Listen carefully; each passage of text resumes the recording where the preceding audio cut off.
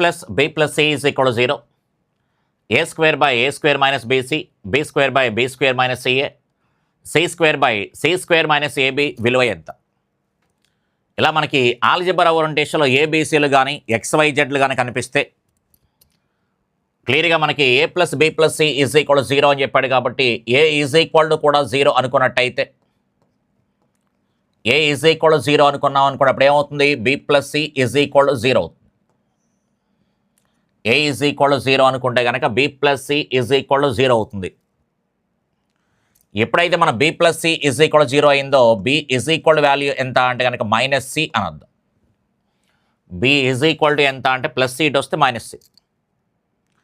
అందుకని ఎప్పుడైతే మనకి ఏ 0 అనుకున్నామో ఈ వాల్యూ మొత్తం మనకి 0 అయిపోతుంది. అందుకని ఏ ఎక్కడెక్కడైతే ఉందో ఈ వాల్యూస్ అన్నీ మనకి 0, ఈ వాల్యూ కూడా 0, ఈ వాల్యూ కూడా 0 అయిపోతుంది. అందుకని క్లియర్గా మనకి B square by B square plus C square by C square అవుతుంది. B square by B square plus C square by C square. B square by B square అనగానే క్లియర్గా దీని వాల్యూ ఎంత? 1 అని చెప్పొచ్చు. C square by C square అనగానే ఈ value కూడా 1. ఇక్కడ 1 ప్లస్ 1 ఎంత అంటే కనుక 2 అని క్లియర్గా చెప్పొచ్చు అనమాట.